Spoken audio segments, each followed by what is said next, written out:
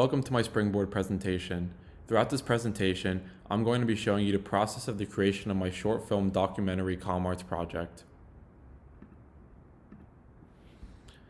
Film has always been significant throughout my life. From my younger days of watching movies like Cloudy with a Chance of Meatballs to my adolescent days of watching movies like Apocalypse Now, I've always loved every aspect of film, including editing, screenplay, directorial styles, and more. I feel this passion now more so than ever, especially since COVID-19 provided much free time for me to spend watching almost 300 films during 2020 and 2021. In addition to my own personal interests, I grew up with the film presence of my dad, who wrote and produced the movies Better Must Come and The Black Line. While I was too young to properly appreciate the craft that my dad worked with, I can appreciate it now, and that culminated with me setting out to make my own documentary film, albeit a very short one. I have more than just informed myself about the history and art of film, but the only documentaries I'd really watched are sports-themed ones. So in preparation, I watched an incredible Oscar-winning documentary titled Bowling for Columbine by Michael Moore.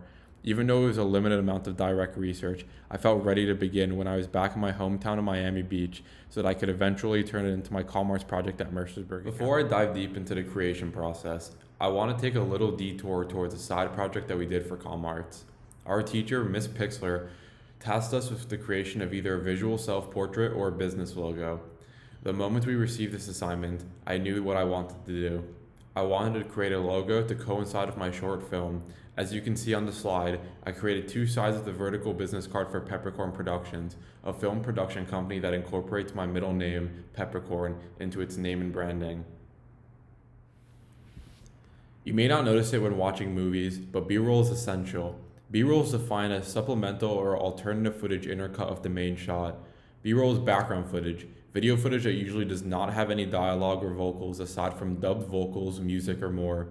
Specifically for documentaries of narration, B-roll allows the narrator to have allocated sections to speak uninterrupted.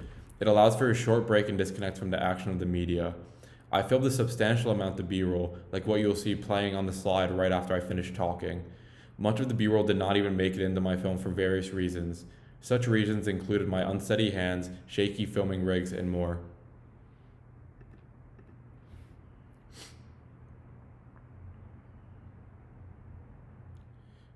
Narration was odd but simple enough for me. Nobody likes to hear their own voices played back to themselves, and I'm no different. Before I started recording my narration, I wrote myself a script, separated by sections for each segment of B-roll. Since the B-roll footage did not usually last very long, I wrote accordingly.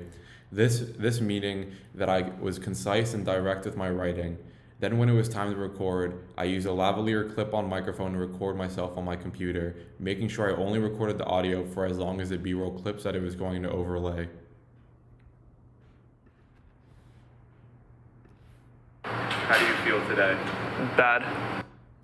Interviewing was even more awkward for me than the narration was.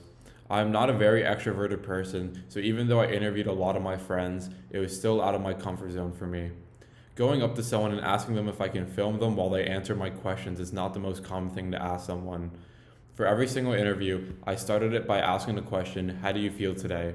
From there, I would either stop the interview after their initial answer or answers, or continue with follow-up questions. Finally, there was the editing. The editing was extremely tedious but necessary. Every day, I would rewatch clips and listen to the audio multiple times while figuring out whether or not I should rearrange anything. It was stressful because I found myself second-guessing myself a lot, but ultimately, it was 100% worth it to ensure the quality that I was trying to achieve with my very short film. I'm satisfied with my final project, but that doesn't mean it went totally smoothly. The three main issues I had throughout the whole project were the audio quality and lighting for my interviews, as well as having stable B-roll. In regards to my interviews, my goal was to film them in one take so that I could get the raw reaction from my interviewees.